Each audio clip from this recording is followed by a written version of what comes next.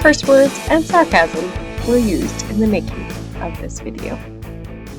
Hello, Jamie from Salty Card Creations and the Potty Mouth Crafter Society. If you are here, I guess you are part of the Potty Mouth Crafter Society. I might get my group made on Facebook soon. Maybe I should set that up today. Anyways, back to where I'm at. So I am participating in the Just for Giggles hop over on Instagram, and I figured I'd do this one on video. I don't think I've done one on video for that hop particularly, but if you're over on Instagram, go check it out. There's a lot of cute, funny cards. Some of them are salty, like mine tend to be for this one. You know, it's all good. So I'm bringing in the basic witch stamp set from Ink Road Stamps. I don't know if this one is still available on the shop, but I mean, you know, for the most part, it's 3 little Halloween-ish icons, and then some word stamps. It's all good. You can, you know, create it with what you have on hand. So to start this one, because it was supposed to be clean and simple, I don't do clean and simple very well. We all know this. So this was my version of clean and simple, which basically made it a single layer card without a whole lot of extras, right? Yeah. So I'm going to prep my paper with my anti-static powder tool. I use the Tailored Expression one. It's kind of like a foam on it. I kind of like it. I don't have to worry about the stray little hairs falling out of a brush. Anyways, I'm going to stamp this in VersaFine Onyx black ink onto that Scrapbookdotcom mixed media heavy stock. I kind of like their mixed media heavy stock. It is super stupid heavy. And the only thing I had issues with is when I added my embossing powder and put it back into the thing, I kind of like funneled it, and I bent the paper a little bit. It got a little crease in it. It's fine though. So this is actually handmade embossing powder. So I took some black embossing powder and mixed in some holographic embossing powder to give me a black, sparkly, holographic embossed look. I don't know, I made it a couple of years ago. It was, you know, probably equal parts black and holographic embossing powders. Mixed in a little container, stored in my drawer. I'm also going to stamp these images onto some Avery Removeable label adhesive sheets. I cut them all out, futzed with them, got them to kind of stick on top of my... It didn't stick very good on top of the wand because there really isn't a whole lot of space there for it to stick on top of the wand.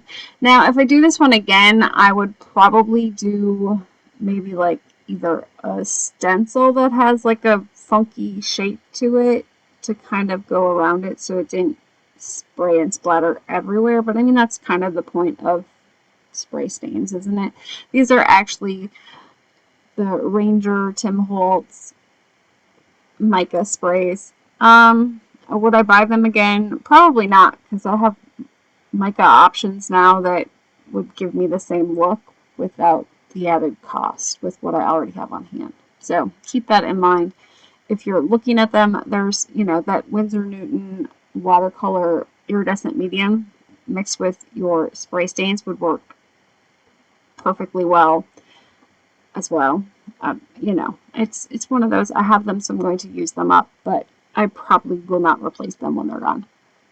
I just brought in my Ohuhu markers here. I just kind of grabbed, so dark browns for the wand, and then of course the cork and the base of my little looking glass. And then for the looking glass, I left this part in the coloring. It's pretty simple coloring to start with, but it's the same how you would color a bubble, and I kind of wanted to show how I do it. So I kind of brought it in. I took a light orange, a light teal color, and then a light purple, keeping in mind I didn't want to do the orange and the purple together. I didn't want to get brown, so you know, I was kind of cautious of mixing them, making sure I didn't get brown, and then bringing in that clear or zero, the blending brush or the blending marker, the zero from there to kind of fade them out, so it kind of gives it the illusion of, you know, a sparkly globe. And then I did similar with the little vial here. I took out the orange because I didn't feel I needed it and just did the purple and the blue and then colored my liquid with purple. I kept it super simple on the coloring. I don't think I even shared my colors on this one. I was using my old ones, which are the number, the number system ones. So I just took some of the lightest colors that I had. Then I'm coming in with a silver gel pen, adding in silver over those little sparkle spots because I did not get them to cover very well with the little cuts. They're like super tiny, okay? Alright, so then I did stamp on the less bitchin, more witchin stamp on the bottom, just with VersaFine Onyx black ink. I decided not to bring in embossing powder for that one. I probably should have done it in a clear embossing powder. I think I would have liked the look better, but it's, it was done. It was fine. Then I'm just going to cut this down. I cut down a piece of black cardstock to an A2 size, which is 4 1/4 by 5 1/2. And then I'm going to trim up this one a little bit, kind of framing in that image a little bit more. And then I'm going to pop it up. So this is foam craft adhesive sheets. Well, not really. It's craft foam. It's adhesive on one side.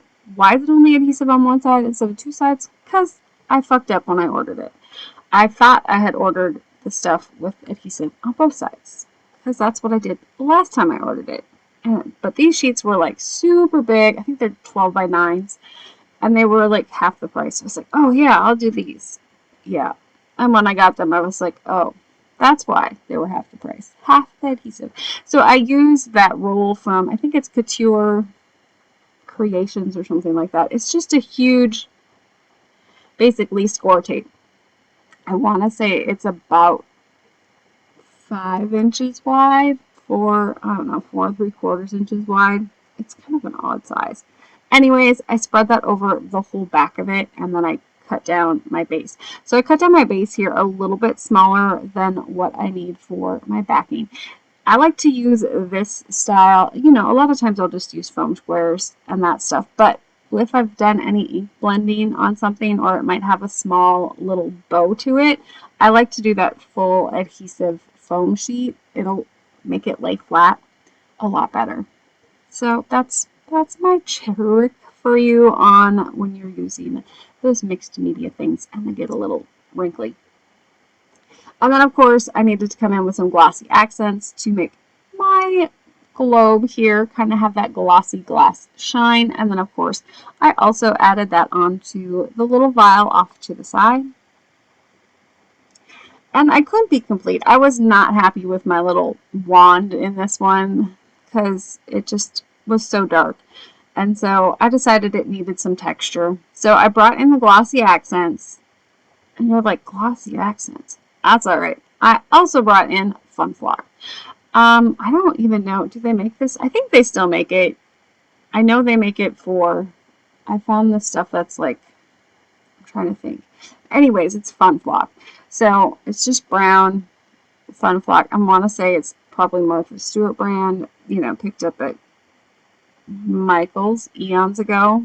So I'm sure you can still find Fun Flock out there. It's just, it gives it that like velvety feel. So I let that sit and let it dry. Okay, so yeah, I left you, right? And then I was like, wait a minute, let me do the inside of the card. So I brought in the Real Housewives of Salem, another ink road stamp set. I know this one is not available because, yeah, I've looked. Anyways, so I'm going to stamp those Real Housewives of Salem onto the inside here with some, I ended up going with a close to my heart gray. I want to say it was gray wool, but don't quote me on that one. If you can see it, well, you're doing better than me. So I'm going to add that onto my stamp platform here, kind of center it up. And I went with a gray on this one because I wanted to stamp some sentiments over the top. And I didn't want to have to mask anything off. I just wanted to do something that was a little bit on, the lighter side. So I didn't want it to be super dark. So coming in with this one, and I'm just going to kind of, I think I tried to do one and done, but it just, by holding it on there, hoping that it was going to soak into the paper well enough, because there is some of those solid areas, I didn't get the greatest. So I'm going to press it down one more time, and I just decided it was good enough. It's not even. It does even out some more once the ink dries all the way back, and I always forget this in the moment. It happens. Now, picking the inside sentiment was, yeah. I liked the Witches and Bitches. I also liked the Real Housewives of Salem, because that would have gone all the way across the thing, but I was like, well, that really doesn't go with the less bitchin', more witchin', and so I ended up going with Witches and Bitches, and then Squad Goals. I think it is Squad Goals. Yes. Squad Goals on the other side, so it just kind of, the sentiment kind of creeps across the thing. I can probably add a Happy Halloween on this one if I so choose and go that route, but yeah, you know, it took me some time to figure it out, which one I want to go. Sometimes the inside of the card is harder for me than the outside of the card. Yeah.